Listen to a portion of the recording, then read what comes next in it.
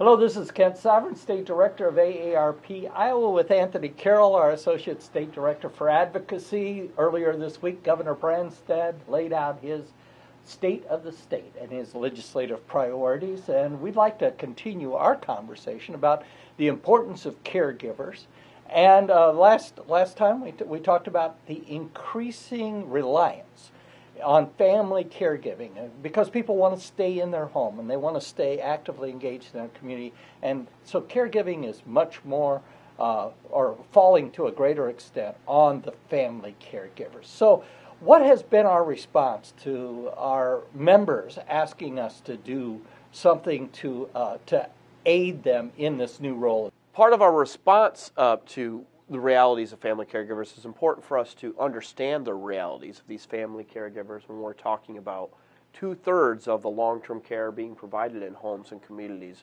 And so we want to understand what are their needs are, what are their challenges. We'll start with the fact that these family caregivers are caring for oftentimes situations that they didn't see coming, caring for a parent who has an emergency health issue and now is leaving the hospital. So what are the realities, what are their challenges as they come home from the hospital?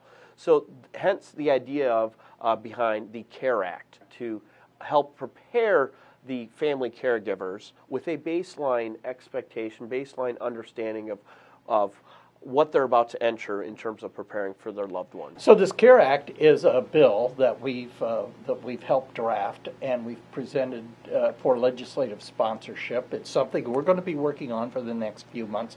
What are a couple of the essential elements of that, especially as it relates to that relationship between the family caregiver and the institution that's discharging their loved one?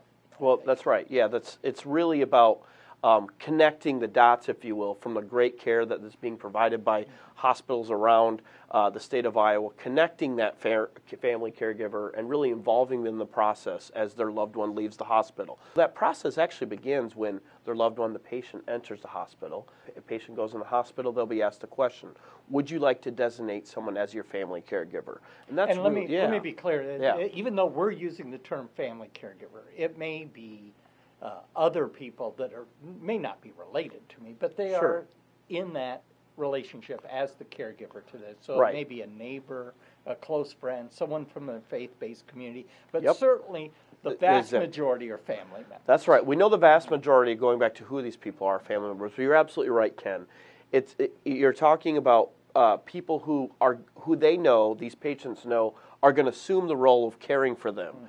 Oftentimes it's a family member, but if you know that you're going to have someone there, involving them right up front in the process, saying, so my son or daughter, or as you say, my church member is going to be the one taking care of them. So notifying them. So as a patient, I've said on the front end, yes, I have a caregiver, and that caregiver is my spouse, my daughter, my son, my friend.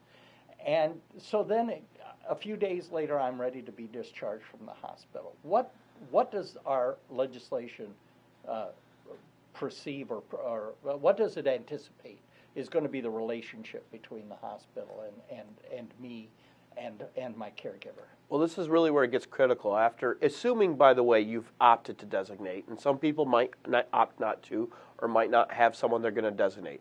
But if you do choose to designate a caregiver, and now you're leaving the hospital, the bill says within a reasonable amount of time of leaving the hospital, that family caregiver, this caregiver is notified that you're leaving. So, okay, now it's their time to really step in or be prepared to step in. So that's step 2, is notification.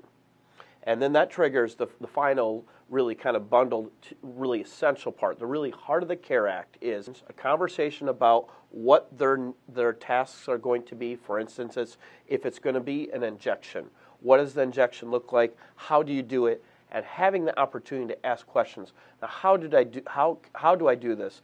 And also, frankly, if some of those tasks are too difficult or something the family caregiver do, having that opportunity to have a conversation and say, well, maybe that's not something I can do. So it's in part kind of a reality check of what they're going to be doing, but then absolutely critical, the really final part of this is that live demonstration, the instructions on what they're going to be doing, so they are prepared to care.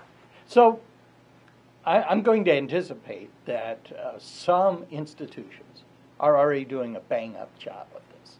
Others may not be. Why Why do we need to codify, or why do we need to put this into state policy, Anthony? Right. Well, it's really, you're exactly right. And, one of the things, our hospitals really, we know, and I say this statistically valid, our hospitals are some of the best in the country we have, and the care they're providing is fantastic. And one of the things that they are increasingly doing, thankfully, is looking at how do they prevent hospital readmission. So a lot of the steps are being taken. It's consistent with those steps. But really, it's about making sure, it's really about the caregivers, Kent. And it's about making sure that there is a baseline preparation if they're going to have medical tasks or nursing tasks they're going to be performing. So if it's being done, great.